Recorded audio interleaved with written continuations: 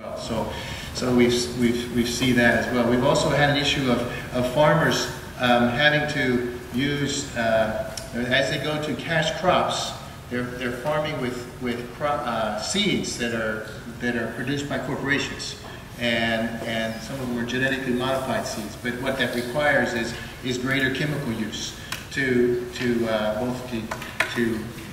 keep the weeds down, but also to be fertilizer for their crops. So increased chemical use on the soil, on the land. Of course, water is a huge impact for tribal people as well, just like it is for lowlanders.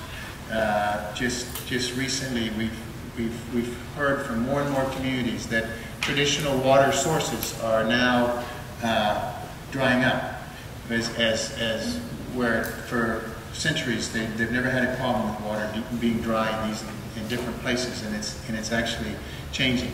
So. And of course, the other two things that I had listed here were soil degradation and general pollution. The way that they farm now, going to a cash crop kind of farming mechanism, means that you strip the land bare, and you can't rotate to another place. It cannot have a chance to regenerate. So farmers have to farm the same property over and over again, and Highlanders live in the mountains, and it's very steep. We kind of tease some of the farmers we work with. If we see them, if they have a limp or they're hurt, we say, "What did you do? Fall out of your field?" Because your fields are so steep, if they're not looking, they could trip and tumble out of their fields. But it's very difficult to farm continuously on land that is so steep. So soil degradation and soil loss is a very big issue as well. Now, those are things that are related to the environment that I summarized for you. But when you look in the eyes or you listen to a farmer or to a community person talking about their issues, what is affecting them, and what do they see as important, the first two things that they will say is citizenship and access to land ownership. And actually, those impact their whole issue of livelihood. For them, it's making a living and having a living in peace, just like the rest of us want to make a living and live in harmony with those around us. But if they do not have citizenship, they can't own land. They're not free to get an education. They're not free to access health care, and they're not free to have all the same services and the same benefits that you and I have. So for them, these are the 5 things that they're concerned about when you ask them. So how does all that affect? See, when you look at their situation and we talk about our interest in preserving the environment, protecting the environment, then you can see that there's a bit of a different perspective there. So what I was also asked to talk about briefly is, so given that picture of what the situation is, what are some of the responses that are possible, and what is the MMF doing, which is the organization that I'm working with? First of all, just to say that our vision is to see ethnic communities demonstrating the love of Christ in their relationships with each other and the way that they live, to live their lives in a way that's sustainable. So we see definitely living in harmony with their environment, and harmony with the people around them is definitely a very, very core part of our vision. We are a Christian organization. So we see their faith and the living out of their faith as a key to how that can be done. Now, MMF actually works in several different areas. We do leadership building. We provide scholarships for ethnic minority children. We help to organize community organizations. We work with migrant workers who are people migrating from Burma.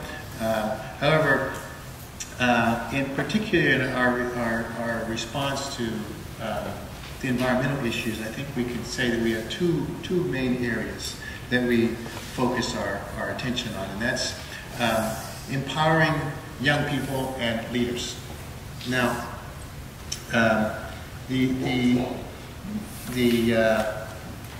the idea there is that we see that if these people have control, or they're empowered or enabled to be involved in their own decision making and leading their communities into a better future, that that'll be the most sustainable way of moving forward for those communities. Outsiders coming in and coming up with ways to address problems for communities has never been very successful.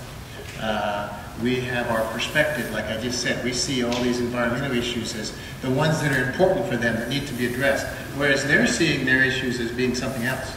So actually empowering community people and empowering youth, we see that as a key way of working. Now, the second area that we have been working that we feel fits quite well with environmental issues is, from their perspective, it's a livelihood. How are they going to live in the mountains and live there in a sustainable way? So for us to come alongside communities and help them to figure out ways to be able to stay long-term in their communities, living, basically farming in sustainable farming mechanisms. So what they've done is they've actually, as we work in these two different areas with ethnic minority people, they've actually taught us. They're the ones who have been doing the conversion, not us converting them. We learned so much from the people we work with, and realizing that we don't have the answers, but that we can help to promote these things is quite key for us, I think. I wanted to tell you a story. This man, his name is Supon. He's a tribal man. Some of the CEDAR Fund folks just met him last week. We went to his village and there was a training going on, so we went to that community to visit. And I was completely impressed with this man because he has so much to teach us. This man went to Bible school. He left his village and went to an ethnic minority Bible school, and then he came back to his village, and he helped to pastor the local church. But he's also a farmer because his community was not able to pay him any income. He's a farmer as well as a Bible teacher or a teacher. The church now has a separate pastor, but he's still quite involved in teaching. Well. Promoting leaders like this man and helping other people to come and learn from him is one of what we found is an excellent way to learn from each other and to allow other people to learn from someone who's living out their faith.